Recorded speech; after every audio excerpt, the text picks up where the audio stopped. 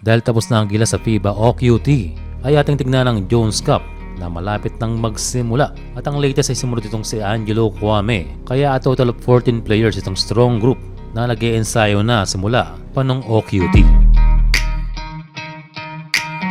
So yun na nga, matagal-tagal ang kanilang preparasyon kumpara sa gilas na lumaban sa Latvia. Malaking factor din dahil most of them ay mga free agent. Pero kahit wala pang kontrata ang karamihan, they are quality players at ang ilan ay nakapaglaro na sa gilas.